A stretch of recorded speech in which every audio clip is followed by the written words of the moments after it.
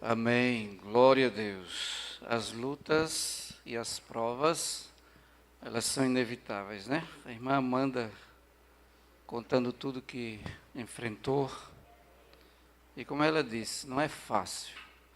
E a gente encoraja, a gente dá uma palavra de ânimo, como a sua mãe sempre falou, mas quem está na situação sempre sente um pouco mais, é mais intenso, mas Deus está cuidando, né? Isso o bom é saber que Deus está cuidando.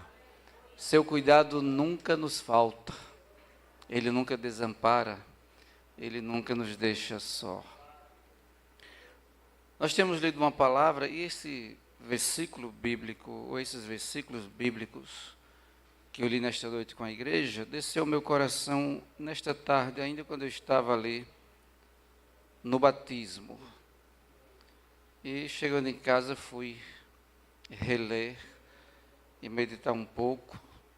O final de semana foi muito puxado, a semana na verdade, todos os dias com compromisso. E quando chega no domingo a gente fica um pouco cansado. A palavra que nós lemos foi Colossenses capítulo 2, do versículo 6 ao 10,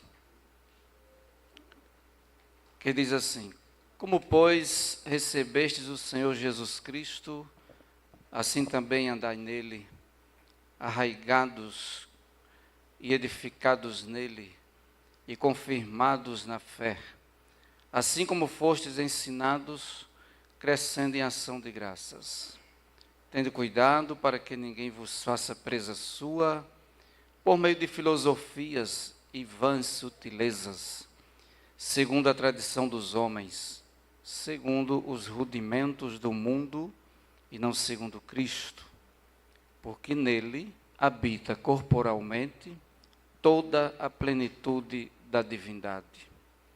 E estáis perfeitos nele, que é a cabeça de todo principado e potestade. Quem pode dizer amém? A luta do apóstolo Paulo, nesse período em que ele escreve aos Colossenses, é uma luta travada com os amantes da sabedoria. Quem são os amantes da sabedoria? Os filósofos. E a filosofia sempre existiu e sempre quis diminuir o valor, o poder e a importância de Cristo na vida dos cristãos.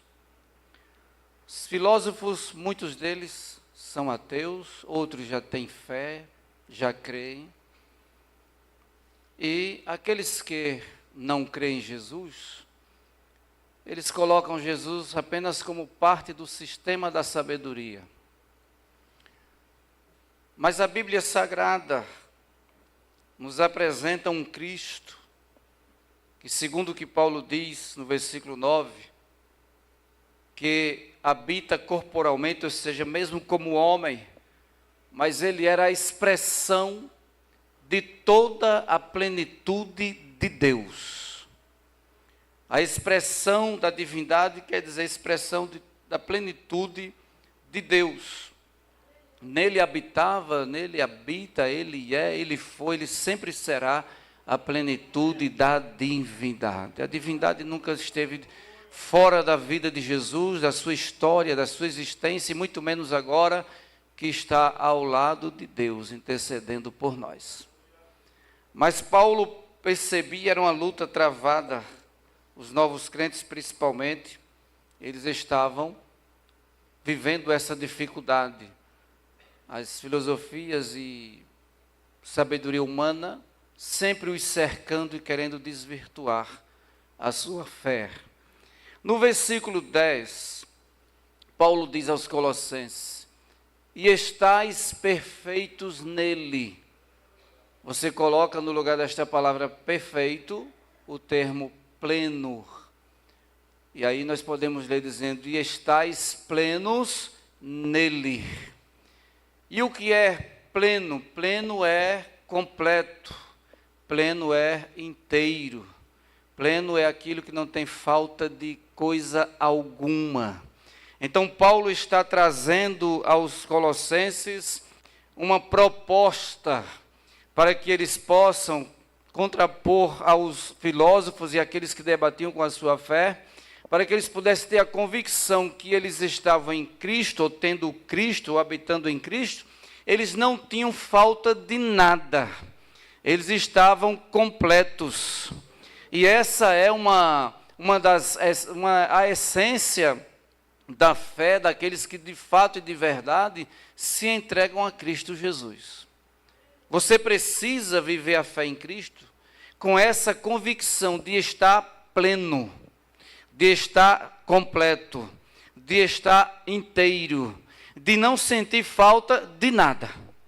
É por isso que nós, assembleanos, mais especificamente falando, não entendemos e não aceitamos quando algumas religiões dos dias de hoje tentam completar alguns pseudos cristãos em diversões mundanas, levando a igreja a reviver, e esses dias agora foi muito evidenciado isso.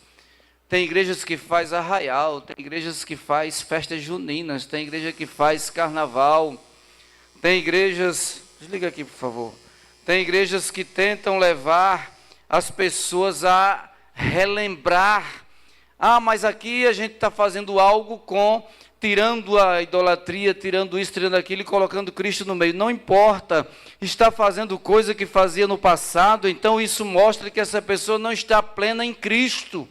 Isso mostra que essa pessoa ainda não chegou na totalidade da sua fé. Porque se alguém, para permanecer na igreja, precisa novamente dançar uma quadrilha junina, ainda que seja com forró gospel, que é uma coisa que eu abomino, está faltando alguma coisa para essa pessoa. Não, mas se eu não fizer isso, eu não consigo segurar as pessoas na igreja. Então está faltando alguma coisa. O seu povo, ou o povo que você lidera, não estão plenos em Cristo. Porque quem está pleno em Cristo, está completo, está inteiro e de nada tem falta. A sua vida está cheia. E se a sua vida está cheia em Cristo, você não precisa mais se encher de nada lá fora. Mas o que a gente está vendo são pessoas dessa maneira, que estão buscando se encher de alguma forma lá fora, voltando aos rudimentos do mundo. E Paulo dizia isso aos Colossenses, versículo 8, tendo cuidado para que ninguém vos faça presa sua, por meio de filosofias e vãs sutilezas, segundo a tradição dos homens, segundo os rudimentos do mundo, e não segundo Cristo. As pessoas que estão em Cristo, mas não estão plenas, elas estão sempre buscando as coisas do mundo, aquelas coisas antigas que fazia do mundo. Está sempre buscando alguma atividade, buscando algum meio, alguma atração, quando na verdade nós não precisamos de nada disso. Nós só precisamos nos sentirmos plenos em Cristo Jesus. Quem chega no nível dessa maturidade, dessa plenitude em Cristo, passa pela prova, até como nós vimos o testemunho aqui hoje, passa pela prova, passa pela dor, passa pela adversidade, mas passa dando glória a Deus e dando testemunho que nada lhes falta. O que muitas pessoas lá fora não entendem, isso para nós é fé e é plenitude em Cristo Jesus. A pessoa se sente tão plena, tão completa, que mesmo faltando alguma coisa, ela não sente falta disso que lhe falta. Ela louva a Deus, ela lê a palavra, ela ora, ela jejua, e assim ela consegue enfrentar toda a adversidade.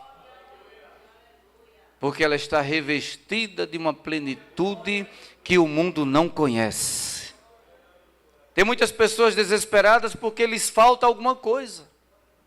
Tem gente desesperada até porque o salário diminuiu, outros desesperados até porque teve que pegar um carro mais novo e vender e está num carro mais velho, outro porque vendeu uma casa maior, está numa casa menor. Estão desesperados por quê? Porque o mundo procura se completar nas coisas do mundo.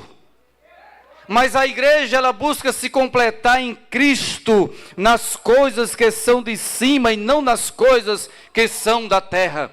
É por isso que o mundo não vê sentido em ser crente. A maioria das pessoas que não são crentes, elas olham para nós e dizem, não faz sentido. Porque esse povo enfrenta luta, enfrenta adversidade, enfrenta problemas. Mas nós temos a consciência da plenitude em Cristo Jesus. E isso vem desde a criação. Deus, quando criou o homem, criou na sua plenitude. Quando nós olhamos para Gênesis, nós vamos ver pelo menos um propósito da criação do homem. Gênesis capítulo 1, versículo 26, por favor, nos ajude aí. Gênesis capítulo 1, versículo 26. E disse Deus, isso é muito conhecido da igreja, façamos o homem a nossa imagem, conforme a nossa semelhança. Deixa esse versículo aí por um pouco. Façamos o homem a nossa imagem e a nossa semelhança. O propósito divino aqui está em fazer um homem pleno, um homem sem pecado, um homem que seria a representação da imagem e semelhança de Deus. Então, na criação, quando Deus forma o homem, Ele já faz ele nessa plenitude. Isso é um propósito divino. E tem algo ali que muitas vezes nós esquecemos de olhar, mas quando Deus fala do propósito de criar o homem, Ele vai falar também de algo que o homem recebeu e depois perdeu. O que é que Ele diz? E domine sobre os peixes do mar, sobre as aves do céu, e sobre o gado, e sobre toda a terra, e sobre todo réptil que se move sobre a terra.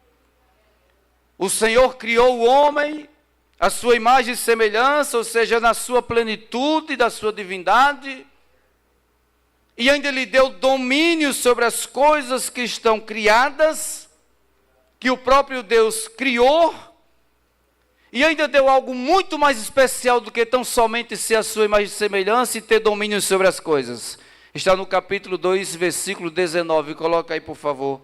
Gênesis 2, 19. Isso aqui eu ainda considero a mais do que isso que eu já relatei.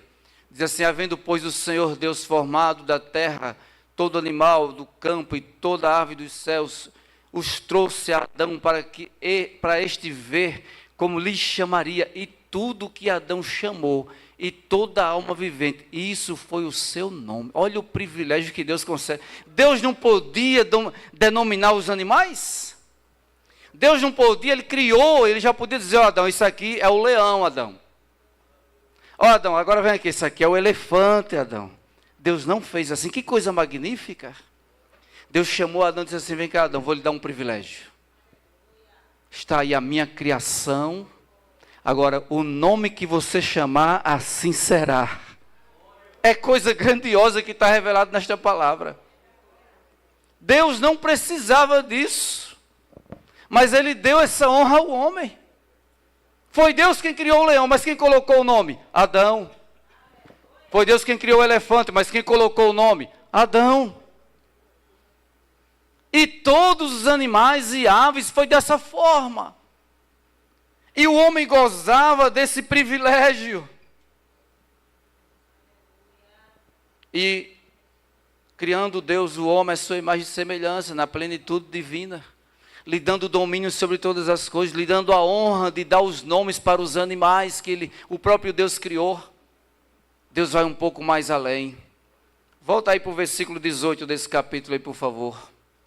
Versículo 18. O mesmo capítulo, só voltar ao versículo. E disse o Senhor Deus, não é bom que o homem esteja só. Far-lhe-ei ali está ajudadora, mas o termo nas Bíblias mais antigas é adjutora. Por quê? Porque essa palavra tem raiz no hebraico. No hebraico significa aquela que socorre, aquela que auxilia, aquela que ajuda. Veja bem, aquela que socorre, aquela que auxilia e aquela que ajuda. Isso aqui é um problema para as feministas. É um problema para essas ideologias feministas dos dias de hoje. Porque o feminismo trabalha há muitos e muitos anos para destruir aquilo que Deus criou. E se tem uma coisa que eles estão preparados há muitos anos e estão fazendo, é justamente tirando a mulher do propósito divino, da sua criação. Ele disse, eu vou fazer a mulher como um socorro, como um auxílio e como uma ajuda do homem. E as mulheres que não cumprirem essa missão, pode ter certeza, vai ser cobrada por Deus. As mulheres que hesitarem ou negarem cumprir essa missão, terão cobrança da parte de Deus, sim. Porque foi Deus quem disse, a mulher será o socorro, o auxílio e a ajuda do homem. Eu não estou inventando nada aqui. Eu estou falando o que a palavra diz. Então Deus se preocupa com aquele homem, mesmo sendo criado na sua plenitude, mesmo tendo domínio, Deus lhe dando privilégios, e o Senhor diz, não é bom que ele esteja só, vou cuidar desse homem de uma forma diferenciada. Ele dá uma adjutora, uma que vai lhe socorrer, uma que vai lhe auxiliar, uma que vai lhe ajudar. E Adão tinha um privilégio também. Sabe qual era o privilégio aquele? Que o Senhor ia, na viração de cada dia, conversar com Adão. Na viração de cada dia, ou seja, quando o dia estava terminando para iniciar o outro, o Senhor ia até o jardim, procurar Adão para dialogar, conversar, como um amigo conversa com um amigo. Mas o diabo não estava satisfeito por saber que Deus havia criado o homem, a sua imagem e semelhança, propósito divino. O diabo não estava satisfeito por saber que Deus deu a este homem que ele mesmo criou, domínio sobre as coisas. O diabo não estava satisfeito porque ele perdeu a comunhão dele. Ele foi lançado de lá. Ele disse, agora este homem criado por Deus, conversa com Deus no jardim. Esta comunhão que eu perdi, este homem agora tem. E aí ele vai trabalhar para destruir. E o capítulo 3 do Gênesis é muito conhecido de todos que conhecem a Bíblia. Nós vamos ler alguns poucos versículos aqui só para poder dar base para o que nós estamos falando. Gênesis capítulo 3, versículos 8 e 9, por favor. E ouviram a voz do Senhor Deus, que passeava no jardim pela viração do dia, e esconderam-se Adão e sua mulher da presença do Senhor Deus entre as árvores do jardim. Versículo 9, e chamou o Senhor Deus a Adão e disse-lhe, onde estás? Aquilo ali era comum na viração do dia. Quando Deus se apresentava, Adão estava ansioso para conversar com Deus. Quando chegava perto da viração do dia, Adão e Eva já estavam ansiosos e preparados. Eles sabiam que tinham aquele encontro. Mas eu já disse antes que Satanás não estava satisfeito com essa comunhão. Satanás não estava satisfeito esta vida plena que Adão e Eva tinham com Deus. Satanás não estava satisfeito em saber que o homem dominava as coisas que Deus criou. E ele quebra essa comunhão e essa plenitude que o homem tinha com Deus. Ele tem um jeito, ele acha uma brecha e ele quebra, ele faz o homem pecar contra o seu Deus. E mais que isso, Gênesis capítulo 3, versículo 23, por favor, esse mesmo capítulo, versículo 23. O Senhor Deus, pois, o lançou fora do jardim, para lavrar a terra que fora tomada. Deixa aí um pouquinho. O Senhor Deus o lançou fora, o expulsou do jardim. O homem peca contra Deus. O homem desobedece a Deus. Entristece a Deus, no sentido humano falando. E foi preciso. E agora expulsar parece uma coisa muito agressiva da parte de Deus, expulsar o homem. Mas até quando Deus expulsou o homem do jardim, ainda era cuidado e amor. Porque Deus disse, eu não quero que ele coma da árvore da vida e viva eternamente perdido. Os colocou para fora do jardim, para preservar, para cuidar. Mas ali estava acontecendo algo trágico para o homem. Lançados fora da presença de Deus. Eles estavam sendo lançados fora da presença de Deus. A comunhão estava sendo quebrada.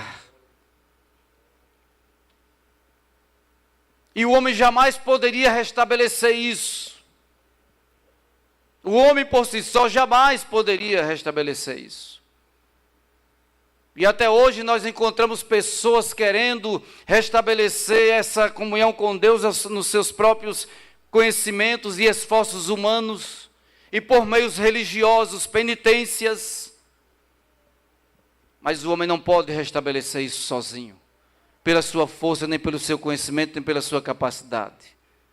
Mas Deus ainda dentro do seu cuidado com a humanidade, interessado de continuar em comunhão com este homem que ele criou. Ele fez uma promessa no versículo 15, Gênesis 3:15, vocês conhecem muito bem. No Gênesis 3:15 há uma promessa, e porei inimizade entre ti e a mulher, e entre a tua semente e a sua semente. Esta te ferirá a cabeça, e tu lhe ferirás o calcanhar. Aqui está a promessa de um Redentor, de um Salvador. Aqui está a promessa que através da mulher, e nasceria por mulher, alguém, uma pessoa, um outro Adão, o segundo Adão que Paulo chama aos romanos. Mas esse veio na sua plenitude total. Ele seria 100% homem, 100% Deus. E ele não seria derrotado pela serpente. Pelo contrário, ele ia pisar, esmagar a cabeça da serpente. E aí o Senhor começa a trabalhar para preparar a humanidade para receber Jesus. E começa, através dos profetas, profetizar o nascimento de Cristo. O profeta mais messiânico é bem conhecido, é Isaías, por várias profecias, e as suas profecias eram tão minuciosas, que dava sinais tão visíveis. Falava de uma virgem que ia dar luz. Mostrava os sinais mais claros para quando isso acontecesse, os judeus não pudessem recusar. E o tempo passa. O homem continua distante de Deus, pecaminoso. Mas quando chega um certo tempo, da profecia se cumprir na sua plenitude, e versículos, Lucas capítulo 1, ou melhor, capítulo 2, versículo 8 em diante. Lucas capítulo 2 e versículo 8 em diante, por favor. Ora, havia naquela mesma comarca pastores que estavam no campo e guardavam durante as vigílias da noite o seu rebanho. 9. Versículo 9. E eis que o anjo do Senhor veio sobre eles, e a glória do Senhor os cercou de resplendor, e tiveram grande temor. Versículo 10. E o anjo lhes disse: não temais, porque eis que aqui vos trago novas de grande alegria, que será para todo o povo. Versículo 11. Pois na cidade de Davi vos nasceu hoje o Salvador, que é Cristo o Senhor. Deus está começando a iniciar uma história de restauração, de regeneração do homem, de restabelecimento da comunhão, Deus quer mais uma vez estar em meio aos homens, falando com os homens, ouvindo os homens, sentindo a dor dos homens, sentindo a tristeza dos homens, e para isto Ele manda seu Filho, Ele envia seu Filho, o unigênito, o único, e é anunciado com toda essa pompa, com toda essa grandeza. Algo grandioso acontece ali para que seja anunciado o nascimento do Cristo, do Senhor, do Salvador da humanidade. E Ele nasce. Quando Ele nasce, Satanás começa a querer evitar mais uma vez o plano de redenção, o plano de regeneração do homem, o plano de restauração do homem, o plano de restabelecer a comunhão com o homem. E Herodes toma conhecimento através dos magos, que vinham sendo guiados por uma estrela. E quando ele toma conhecimento, e ali quando nós vamos olhar atentamente, já tinham se passado pelo menos 2 anos que Jesus tinha nascido. As pessoas pensam que os magos chegaram com Jesus ali deitadinho na manjedoura, que tinha acabado de nascer. Não, foi pelo menos 2 anos depois, porque Herodes toma uma atitude dizendo assim: todas as crianças de 2 anos para baixo mata.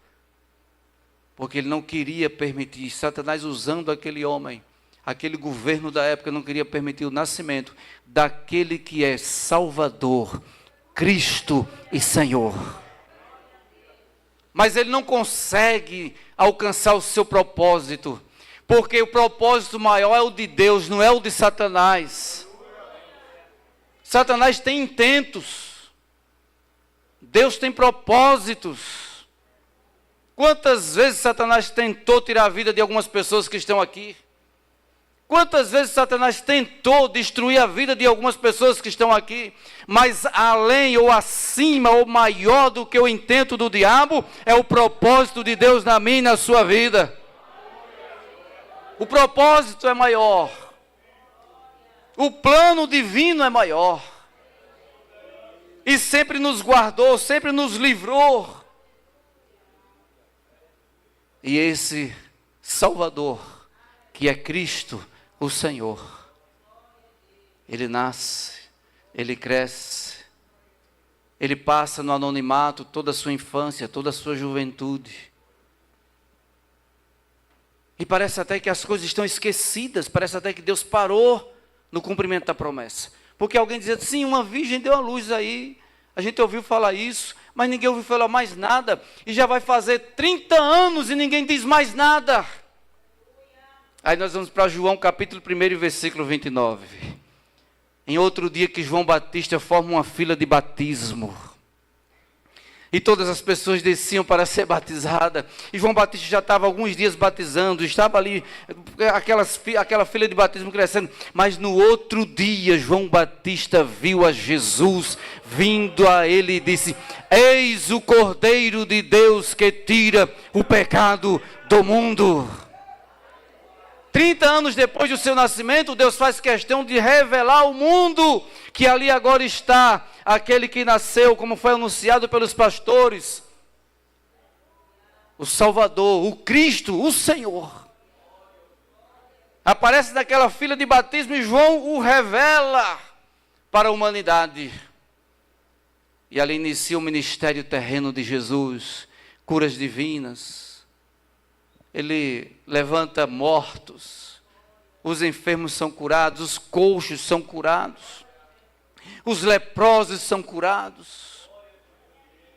O Senhor, em toda casa que ele entrava, havia mudança, havia transformação. Em todo lugar que ele chegava, alguma coisa miraculosa acontecia. A divindade na sua plenitude estava presente no meio do povo, porque ninguém, até os fariseus tiveram que atestar isso. Ninguém pode fazer essas coisas se não for de Deus.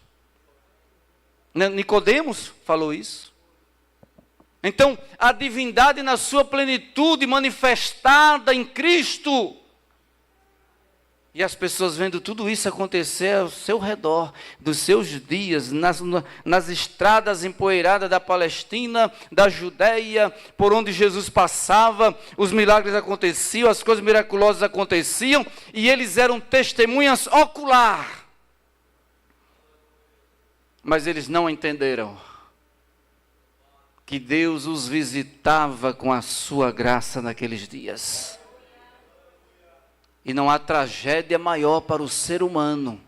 E aqui eu falo de forma geral, crente e não crente. Não há tragédia maior para o ser humano ele não entender que está sendo visitado pela graça divina.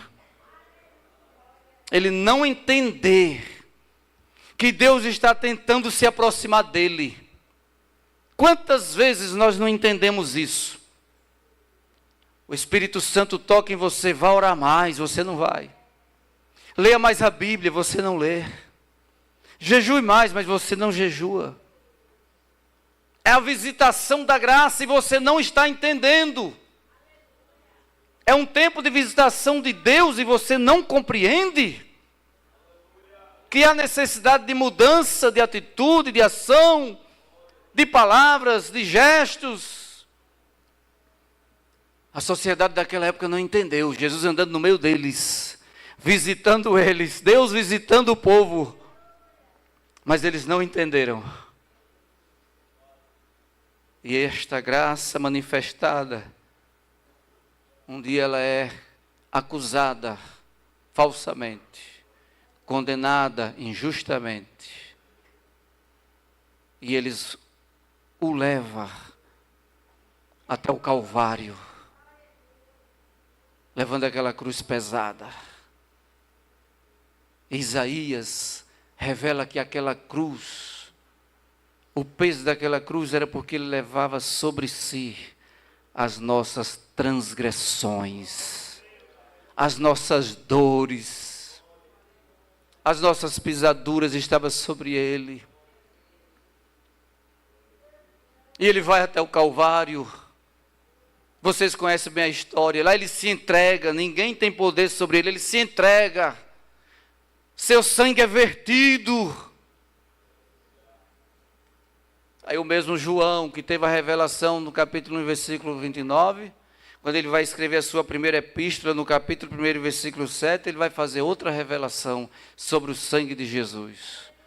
Ele diz, se andarmos na luz, como ele na luz está, temos comunhão uns com os outros, e o sangue de Jesus Cristo nos perdoa de todo o pecado, nos purifica de todo o pecado. Se andarmos na luz como ele na luz está, temos comunhão uns com os outros, e o sangue de Jesus nos purifica de todo o pecado.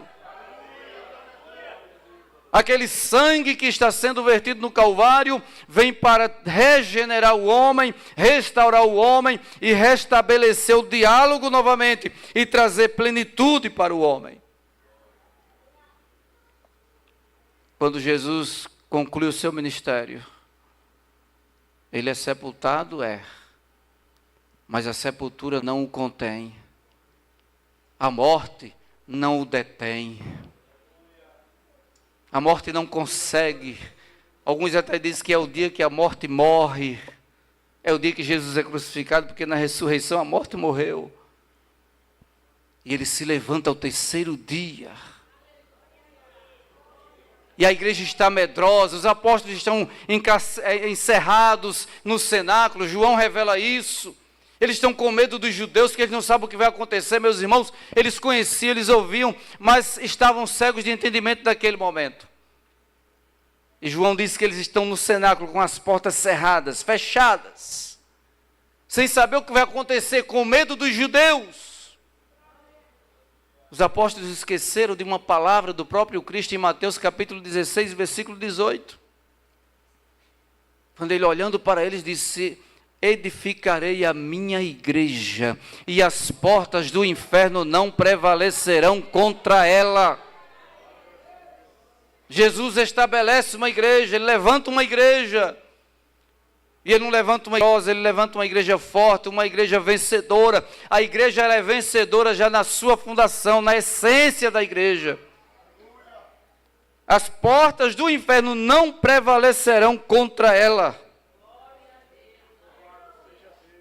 Não há filosofia, não há ideologia, não há nenhuma arma do inferno que possa tirar um crente da presença de Deus quando ele vive na plenitude de Deus. Quando ele está pleno em Cristo. Como disse Paulo aos Colossenses, no versículo 10, e estáis plenos nele. Quem está pleno, quem está completo, quem está inteiro em Cristo, nada, mais nada, nem ninguém consegue tirar a sua convicção, nem a sua certeza e nem a sua segurança de servir a Cristo. Você está pleno em Deus. Você não sente falta de mais nada. E pode se levantar aí filosofias, o que foi ideologia, pode se levantar o doutor das trevas, pode se levantar quem for, o crente que está pleno em Cristo. A minha insistência nesta noite é nisso, porque Deus colocou isso no meu coração nesta tarde. A igreja precisa viver plena em Cristo, completa, inteira, sem falta em Cristo Jesus, para que nada lhe atraia. É uma reflexão para nós nesta noite. Tem alguma coisa que ainda está lhe atraindo lá fora?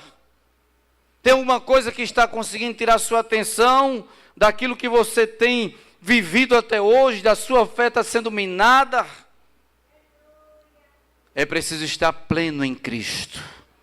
É preciso estar cheio de Cristo. É preciso estar completo por Cristo.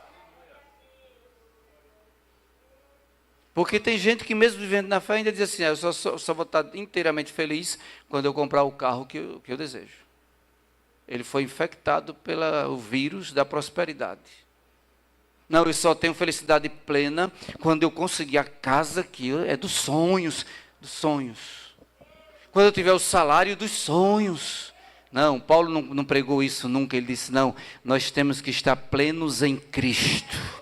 Cheios em Cristo, completos em Cristo, inteiros em Cristo, sem falta, sem nenhuma necessidade a mais. Era o intuito, a missão de Paulo, levar a igreja a esse conhecimento e essa verdade. E nesta noite nós vamos sair daqui pensando e preocupados com isso. Essa semana você vai ter uma lição de casa. Em tudo que você for fazer, você vai fazer a pergunta para você mesmo: será que eu estou pleno em Cristo? Será que eu estou satisfeito em Cristo? É esta a lição de casa que eu quero deixar para você. Em tudo que você for fazer, em tudo que você for buscar, em tudo que você for ouvir, em tudo que você for ver, em tudo que você buscar em relacionamentos, pergunte para você mesmo: será que eu estou pleno em Cristo? Se eu estiver pleno em Cristo, isso aqui não me faz falta. Isso aqui não é essencial. Isso aqui não é o tudo, porque o tudo é Jesus. Ele me completa, Ele me deixa inteiro, Ele me deixa satisfeito. Eu estou pleno em Cristo. Eu vou insistir nisso. Fique em pé, por favor. Esta semana será uma semana de você viver na plenitude de Deus. A proposta que Deus colocou no meu coração nesta tarde para trazer para a igreja foi isso. Vamos começar uma semana diferente das demais. Vamos viver uma semana na plenitude de Cristo.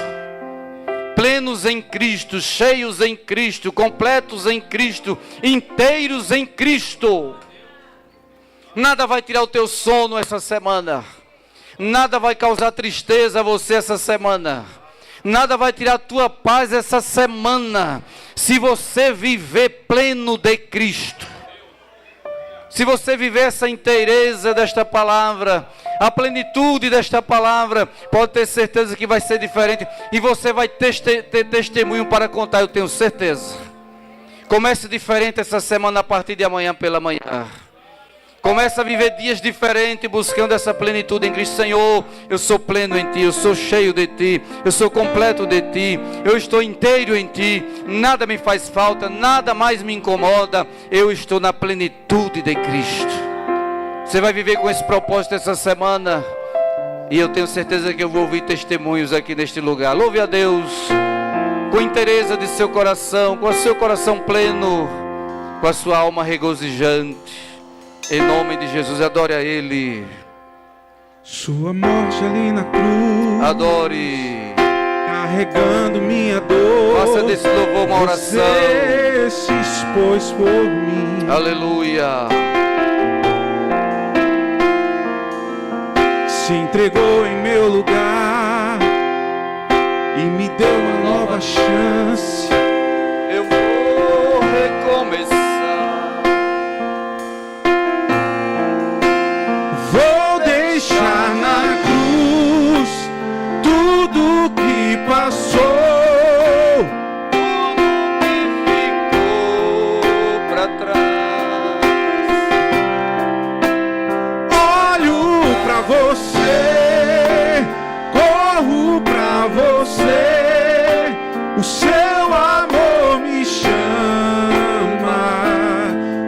morte ali com na a cruz. Toda a alma, com igreja. a alma.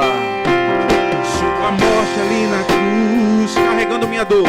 Carregando minha dor, você se expôs por mim. Se entregou em meu lugar e me deu uma nova chance. Eu vou recomeçar. Vou deixar na cruz Tudo que passou, tudo que ficou pra trás. olho pra você, corro pra você, o seu amor me chama. Agora, Eu dependo desse amor, do seu amor, mais que tudo.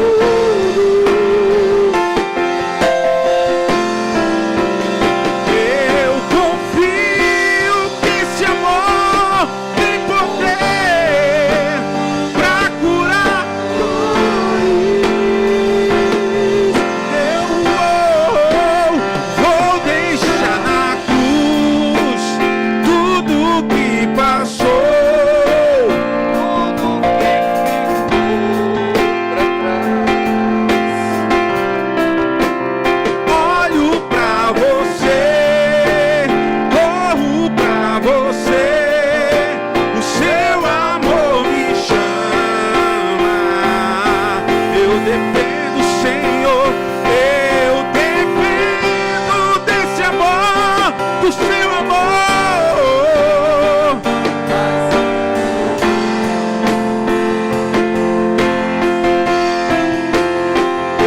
Eu confio que esse amor tem poder pra curar.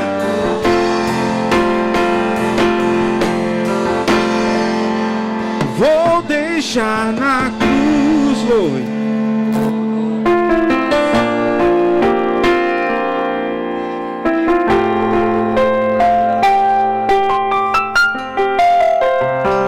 Olho pra você, corro pra você, o seu amor me chama. Eu dependo desse amor.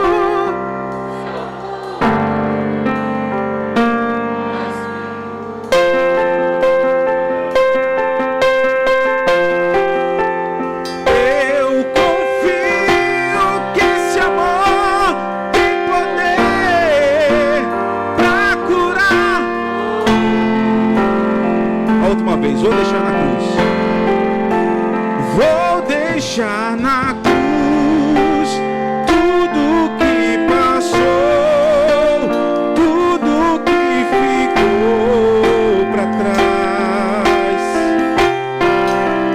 Olho pra você, corro pra você, o seu amor me chama.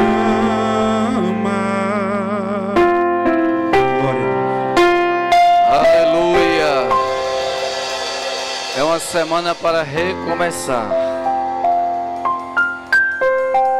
E nós dependemos inteiramente do Senhor. Eu não sei se tem alguém não crente, chegou depois dos avisos e apresentações, se tem alguém afastado dos caminhos do Senhor, mas se tiver, e você estiver do lado dele aí, sabe dessa condição, convide para ser crente, para voltar para Jesus, e traga até a frente do altar, se assim for a necessidade. Tem alguém nesta noite que deseja ser crente em Jesus, restabelecer essa comunhão, para viver nessa plenitude de Cristo? Alguém que já quebrou a comunhão, que está afastado? Tem alguém que deseja voltar hoje? Tem alguém que quer ser crente hoje? Se tiver, vem à frente do altar, que nós iremos orar por